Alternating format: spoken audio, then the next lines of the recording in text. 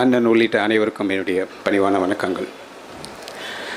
சிறப்புடன் இந்த கூட்டத்தை நடத்தி கொண்டிருக்கும் நாம் தமிழ் கட்சி மேட்டூர் தொகுதி நாம் தமிழ் கட்சி தமிழர்களுக்கு இந்த வாய்ப்பளித்ததற்காக நன்றி கூறுகின்றேன். பெரும்பாட்டன் தீரனும் அவன் பேரனும் இந்த தலைப்பு ஒரு அறிவியல் கருத்தரங்கிலோ மொழி ஆய்வரங்கத்திலோ அல்லது முனைவர் பட்டத்திற்கான பல்கலைக்கழகங்கள் வைத்துள்ள பட்டியலிலோ இந்த தலைப்பு இடம்பெற்றிருந்தால் நாம் வியப்படைந்திருக்க மாட்டோம். ஆனால் இது மேட்டூரில் உள்ள ஒரு சிறிய அரசியல் பொதுக்கூட்டத்தின் தலைப்பாக இருக்கின்றது. அதற்கு காரணம் என்ன? அந்த காரணத்துக்கு நாம் போவதற்கு முன்னாலே சில கசப்பான உண்மைகளை நாம் தெரிந்து கொள்ள வேண்டியிருக்கின்றது. நான் ஒரு மருத்துவர். சில நேரங்களிலே சில நோயாளிகள் வியாதிகள் முற்றிய நிலையில் நிற்பாங்க. அப்பொழுது பரிசோதித்துவிட்டு அவர்களுக்கு வியாதி முற்றிவிட்டது என்ற கசப்பான உண்மை சொல்ல வேண்டும். ஏனென்றால் அப்பொழுதுதான் அவர்கள் அதற்கான வைத்தியத்திற்கு நம்முடன் ஒத்துழைப்பு செய்வார்கள். அதே போல் நம்முடைய தமிழ் சமுதாயம் ஒரு வீழ்ந்துவிட்ட சமுதாயம் என்ற கசப்பான உண்மையை நாம் ஒப்புக்கொள்ள வேண்டும். இந்த தமிழ் சமுதாயம் 2 இடத்துல இருந்தது நம் கண் முன்னாடியே. ஈழத்தில் நன்றாக ஒரு நாட்டையே நிர்மாணித்து வாழ்ந்து கொண்டிருந்தார்கள். ஆனால் அந்த நாடு அழிக்கப்பட்டது, நம் கண் முன்னே அழிக்கப்பட்டது, உங்களுக்கே தெரியும். அதே போல் நாம் இங்கே வாழ்ந்து கொண்டிருக்கின்றோம். இங்கேயும் ஒரு கலாச்சார சீரழிவு, இங்கேயும் ஒரு இனப்படுகொலை நடந்து கொண்டு தான் இருக்கின்றது. இதை புரிந்து கொள்ள வேண்டும். இந்த இனப்படுகொலை நடத்தி கொண்டிருப்பவர்கள் நம்மை ஆட்சி செய்யும் ஆரியர்கள், திராவிடர்கள். இங்கே எப்படி இனப்படுகொலை நடந்து கொண்டிருக்கு அப்படின்னா, நம்மளால் எதுவுமே புரிஞ்சு கொள்ள முடியாது. அந்த மாதிரி நிலைக்கு நம்மளை தள்ளியிருக்காங்க. புரிந்து கொண்டாலும் நம்மளால் எதிர்த்து போரிட முடியாது. இங்கு எங்கு பார்த்தாலும் உங்களுக்கே தெரியும். இப்போ மது, கஞ்சா, அபின், நீங்கள் என்னென்ன சொல்கிறாங்க, மெத்து, என்னென்னோ விஷயங்கள்லாம் இருக்குது. இதையெல்லாம் உங்களுக்கு சுலபமாக கிடைக்கிற மாதிரி பண்ணியிருக்காங்க.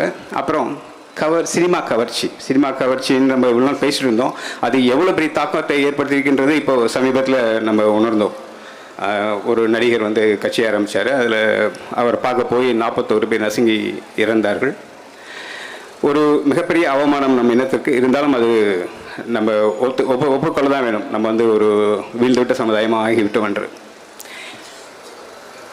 நிறைய காரணிகள் சொல்கிறாங்க. எப்படி ஒரு வீழ்ந்துவிட்ட சமுதாயம் இல்லை முன்னேறிய சமுதாயம் எப்படி சொல்லுவீங்க அப்படின்னா, அது நிறைய காரணிகள் இருக்குது. அதில் ஒரு 4 முக்கியமான காரணிகளை மட்டும் நான் உங்கள்கிட்ட பகிர்ந்துக்கிறேன்.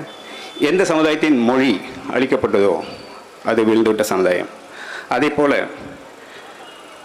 பண்பாடு, கலாச்சார சீரழிவு, இது எந்த சமுதாயத்தில் இருக்கோ அது வீழ்ந்துவிட்ட சமுதாயம். அதன் பிறகு அரசியல், பொருளாதாரம், இது ரெண்டுமே அந்த சமுதாயத்திலிருந்து பறிக்கப்படும். இப்பொழுது நம்முடைய பொருளாதாரம் நம்மகிட்ட இல்லை. உங்களுக்கே தெரியும். விஜயநகர பேரரசு 1700 வருஷத்துக்கு முன்னாடி வந்தபோது நம்மிடம் இருந்த நிலங்கள்லாம் பிடிங்கி அவங்க எடுத்துக்கிட்டாங்க. அதுக்கப்புறம் அவங்ககிட்ட தான் இருக்குது. அவங்க தான் செல்வமிக்கவரை வாழ்ந்துகிட்டு இருக்காங்க. இப்போது நமக்கு இந்திய அரசியல் சுதந்திரத்துக்கு பிறகு நமக்கு சுதந்திரம் வந்தாலும் அந்த பொருளாதாரம் நம்மகிட்ட சேரலை. இன்றைக்கும் எல்லா இடத்துல இருக்க பொருளாதாரம் அவங்க கையில் தான் இருக்குது. அதே மாதிரி அரசியல், இந்த மண்ணுக்கான அரசியல் நம்மகிட்ட இல்லை. இந்த அரசியலும் வேற்றுமொழி கையில் தான் இருக்குது. ஸோ இது 4 இல்லாத நம்ம எப்படி மீண்டெழுறது அப்படின்னா, அதுக்கு மீண்டுள்ளதுக்கு ஒரே வழி அறிஞர் சொல்கிறது விழிப்புணர்வை ஏற்படுத்துவது தான். மக்களிடையே விழிப்புணர்வு வந்தால்தான் அவர்கள் மீண்டெழுவார்கள். அதைத்தான் அண்ணன் சீமான் இந்த மாதிரி தலைப்புகளின் மூலமாக செய்கின்றார். அவருடைய கூட்டங்கள்லாம் இப்போ பார்த்தீங்கன்னா ஒவ்வொன்றிலையும் ஒரு கருத்து இருக்கும். மரங்களுடன் மாநாடு, மேய்ச்சல்களுக்காக கூட்டம் போடுறாரு, ஆடு மாடுகளுடன் மாநாடு, இப்பொழுது கடலுடன் மாநாடு. அது மாதிரி அண்ணனுடைய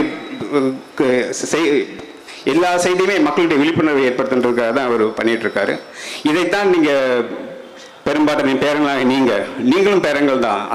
அந்த பேரங்களாக நீங்கள் பெரும்பாட்டன் திறன்ட்டு இருந்த அதே வீரம், அதே நேர்பார்வை, அதே கொள்கை உறுதியோட இந்த கொள்ளைக்காரர்களை எதிர்க்க வேண்டும். வரும் தேர்தலிலே உங்களுடைய வாக்கு என்ற ஆயுதத்தை இவர்களுக்கு எதிராக பயன்படுத்தி வீழச் செய்து நாம் தமிழ் கட்சி வெற்றி பெற செய்ய வேண்டும் என்று கேட்டுக்கொண்டு வாய்ப்புக்கு நன்றி எடுத்து விடைபெறுகிறேன். நன்றி, வணக்கம்.